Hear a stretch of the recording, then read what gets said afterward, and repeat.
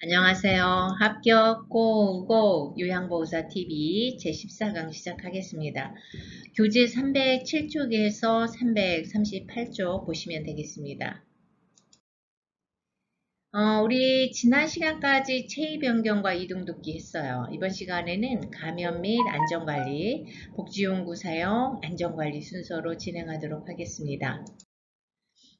감염 예방 방법에서 손 씻기, 흐르는 미온수, 미지근한 물로 손을 적시고 항균 액체 비누 사용하는 게 우생적입니다. 왜냐하면 바형태의 고체 비누는 세균 감염의 가능성이 있어요. 다른 사람이 썼기 때문에. 그 다음에 손바닥을 마주대며 손깍지를 끼고 이렇게 문질러 줍니다. 손가락을 반대편 손가락에 놓고요. 손바닥에 놓고 손톱 밑을 깨끗하게 마지막으로 씻는 거죠. 이 순서가 책에 나와 있어요. 보시면 알겠어요. 흐르는 온수로 비누를 헹구어 준다. 휴지 또는 깨끗한 마른 수건으로 손의 물기를 제거한다. 다음은 분비물 처리입니다. 배설물을 만질 때는 반드시 장갑을 착용해야 되고요. 오염된 세탁물은 장갑을 끼고 격리장소에 배출을 하고 가정에서는 배설물이 묻은 의류나 물건은 따로 세탁합니다. 이 부분은 가끔 시험에 나옵니다. 이건 잘 나오죠. 혈액이나 체액이 묻은 경우에는 찬물로 먼저 닦습니다. 그리고 더운 물로 헹군다. 배설물 처리 후에는 장갑을 착용했더라도 손을 반드시 씻어야 됩니다. 이것도 가끔 나와요. 그 다음에 청결을 위해서 매일 샤워나 목욕을 한다. 피부가 트거나 갈라지면 세균이 자라기 쉽기 때문에 로션을 사용해라. 요양보호사 위생관리입니다. 필요시에 보호장구를 착용해야 한다. 마스크, 가운, 장갑. 일회용 보호장구는 재사용하지 않는다. 상식적이니까 아시겠죠? 다음은 흡인 물품 관리입니다. 흡인은 이렇게 빨아들이는 거죠. 기도에 분비물을 뱉어내지도 못하고 또 삼키지도 못해서 코와 입에 고여 있으면 안 되겠죠. 호흡곤란이 오겠죠. 그래서 가래나 분비물을 제거하는 것이고요. 1일 1회 이상 깨끗이 닦는다.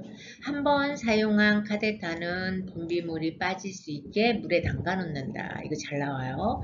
흐르는 물에 카데타를 비벼 씻는다. 이것도 잘 나오고요. 소독한 컵은 냄비 뚜껑을 닫은 채 물을 버린 후에 건져서 자연 건조한다. 이것도 잘 나옵니다. 카데타 등 고무 제품은 15분 이상 끓여요. 그 다음에 쟁반에 널어서 그늘에 건조합니다.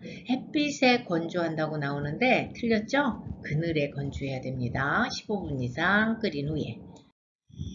다음에 복지용구 부분입니다. 복지용구는 구입 품목이 있고요. 대여 품목이 있고 구입 또는 대여 품목이 있습니다. 근데 구입 또는 대여 품목 중에서는 욕창 예방 매트리스가 유일합니다. 구입 품목은 좀 더 가볍고 가격이 저렴한 것. 이동 변기, 목욕 의자, 욕창 예방 방석, 성인용 보행기, 안전 손잡이, 그 다음에 자세 변환 용구, 미끄럼 방지 용품, 미끄럼 방지 매트, 방지액, 방지 양말, 간이 변기, 대변기, 소변기, 그 다음에 지팡이, 요실금 팬티, 경사로 등은 실내용 경사로죠. 구입용품입니다. 그 다음에 대여용품은 조금 무겁거나 비싼 거죠. 수동 휠체어, 전동 침대, 수동 침대, 그 다음에 이동 욕조, 목욕 리프트, 그 다음에 배회 감지기, 실외용 경사입니다. 그러면 구입 또는 대품목은 뭐라고요? 욕창 예방 매트리스. 구입할 수도 있고 대여할 수도 있습니다. 다음에 수동 휠체어 복지용구. 사용 시 주의사항은요. 이거 잘 나옵니다. 뒷바퀴의 공기압이 너무 낮으면 잘 굴러가지 않고 잠금장치 기능이 연결되어 있어서 약해집니다. 굴러가지 않거나 잠금장치 기능이 약해진다. 공기압이 너무 높으면 진동 흡수가 잘 되지 않습니다. 기억하세요. 시험에 잘 나옵니다. 요거. 다음에 적정 공기압은요. 엄지손가락으로 눌렀을 때 0.5cm 정도 들어간 상태입니다. 이것도 잘 나와요. 잠금 장치가 고정되어 있지 않을 때 타이어 공기압을 먼저 확인한다. 이것도 잘 나옵니다. 고정되어 있지 않을 때. 그 다음에 휠체어를 사용하지 않을 때는 반드시 잠금 장치를 잠가둬야 되겠죠. 다음에 욕창 예방 매트리스 있습니다. 욕창 예방 매트리스는 구입도 되고 대여도 된다고 그랬죠. 매트리스의 교대 부양을 통해서 이게 매트리스를 이제 올록볼록하게 하면서 압력을 분산시켜서 욕창을 예방합니다. 매트리스 선정할 때 고려사항은 보온성, 통기성, 탄력성, 흡습성이 뛰어나야 됩니다. 보온이 되어야 되고요. 통기가 잘 돼야 되고요. 탄력, 흡습성이 뛰어나야 된다. 정상 동작을 확인하기 위해서 손을 대상자의 등과 엉덩이 밑에 넣어서 매트리스가 환자를 잘 부양하는지 제대로 공기가 들어가 있는지를 확인하는 게 중요합니다. 요거 잘 나옵니다. 열을 발산하는 제품과 함께 사용하지 않아야 되겠죠. 이것도 가끔 나옵니다. 욕창 예방 방석은 구입 품목이었죠. 오랫동안 앉아있거나 휠체어를 이용할 때 욕창 예방을 하기 위해서 방석을 까는데 공기 빼고 흐르는 물로 씻어서 건조시켜서 소독을 합니다. 자, 복지용구 중에서 침대입니다. 침대는 대여 품목이죠. 침대의 선정 시 고려사항은 크랭크 손잡이는 침대의 다리판 쪽에 위치합니다. 자, 이렇게 침대가 있어요.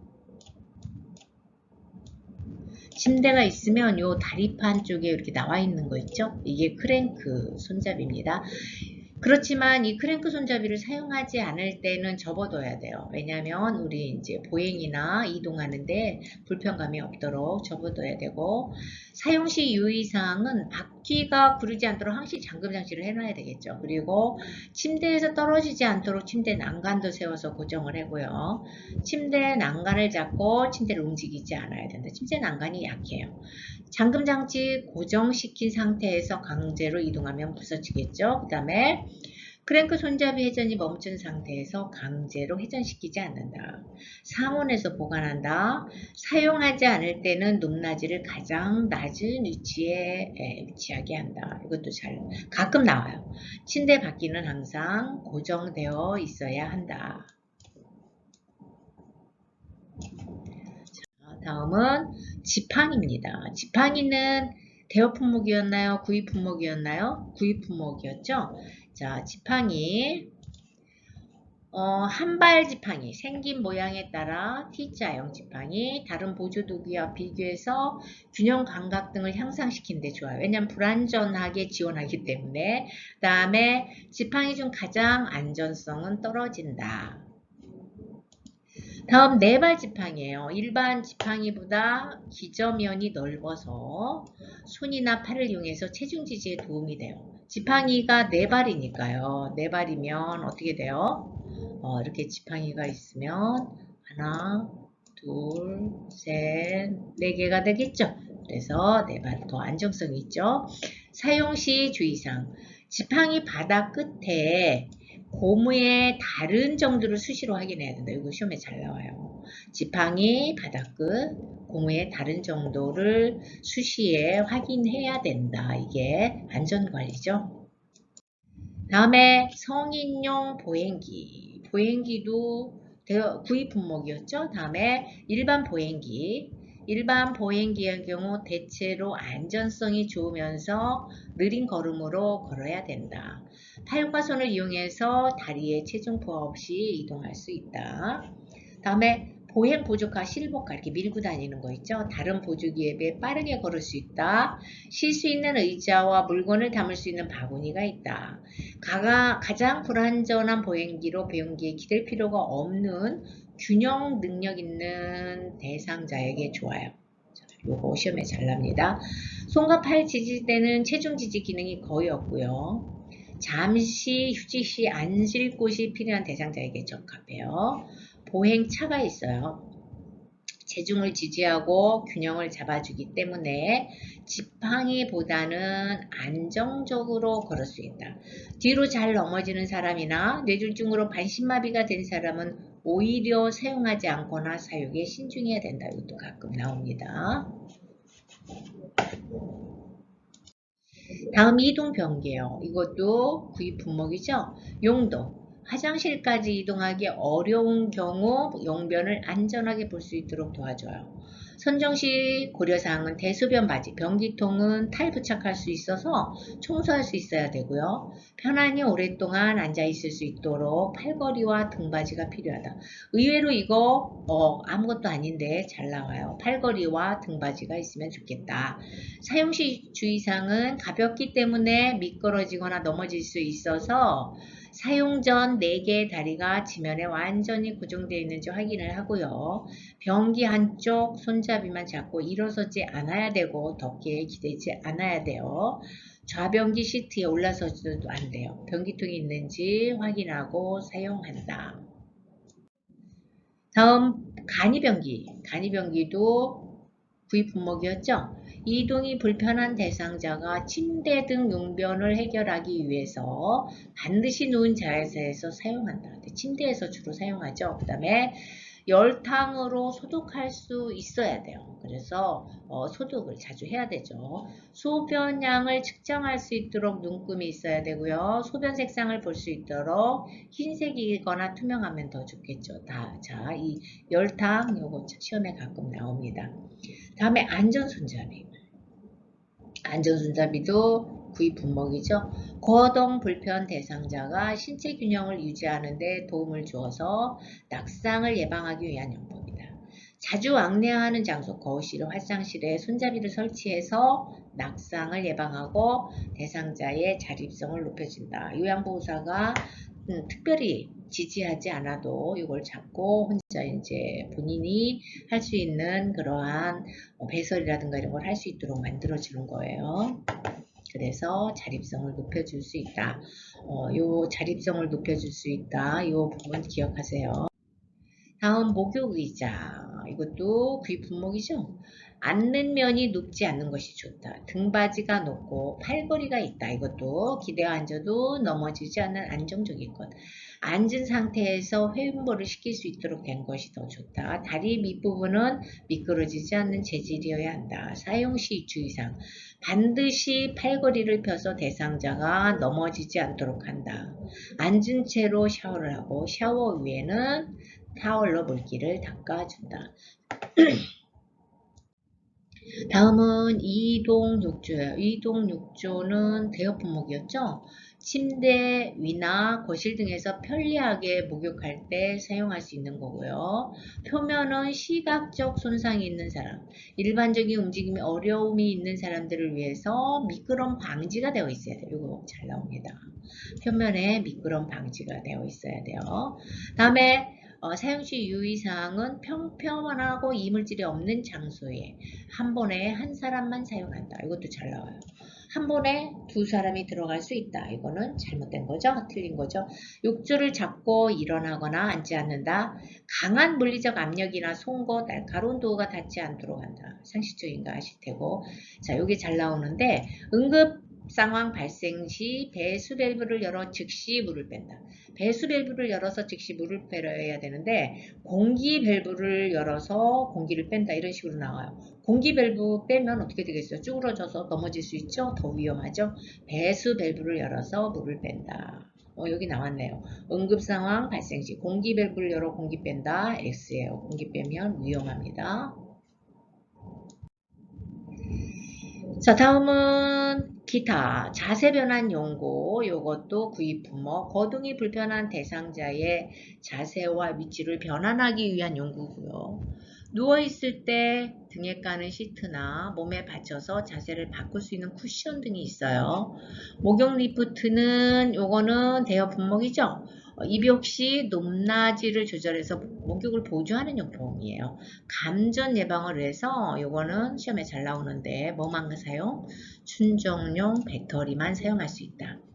다음에 미끄럼 방지 용품 중에서 거동이 불편한 대상자가 실내에서 미끄러지는 것을 방지하기 위해서 미끄럼 방지 매트, 미끄럼 방지 양말, 미끄럼 방지 이것도 다 구입 품목이죠. 자, 요실금 팬티, 일반 섬유 팬티에 방수 패드가 부착된 형태인데 세탁 후에 반복 사용이 가능해요. 경제적이에요. 요실금 팬티도 구입 품목이죠. 배회 감지기. 치매 증상이 있거나 배회 또는 길 잃기 등 문제 행동을 보이는 대상자 실종을 미연에 방지하기 위한 장치죠. 요거는 대여 품목이에요. 경사로 휠체어를 이용하는 대상자의 이동성을 확보하기 위해서 또 안전사고를 미연에 예방하기 위해 사용하는데 경사로는 실내용은 구입이었고 실외용은 대여였죠.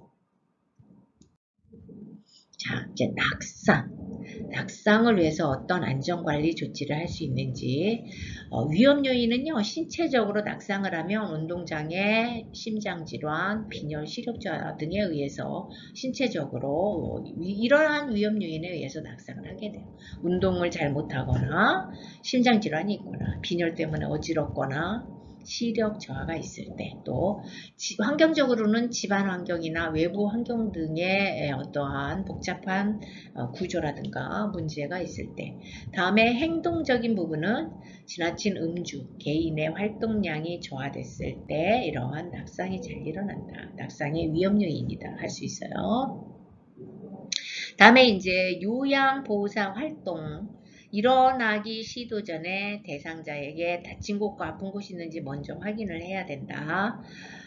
낙상한 것을 발견하면 절대 움직이지 못하게 해야 된다. 잘 나와요. 움직이지 않아야 돼요. 낙상했을 경우 당황하지 말고 대상자를 안정시키는 것이 중요하다. 안정 중요하죠. 다음에 화재. 콘센트 하나에 여러 개 전역유구 플러그를 꽂지 않는다. 잘 나오고 상식이에요. 음식을 조리하는 중에는 가급적 주방을 떠나지 않는다. 다음에 소화기가 비치된 장소를 알아두고 사용법을 익힌다. 대피 방법 및 요령 잘 알아두세요. 불이야라고 소리치거나 비상벨을 눌러 주변에 알려야 되겠죠.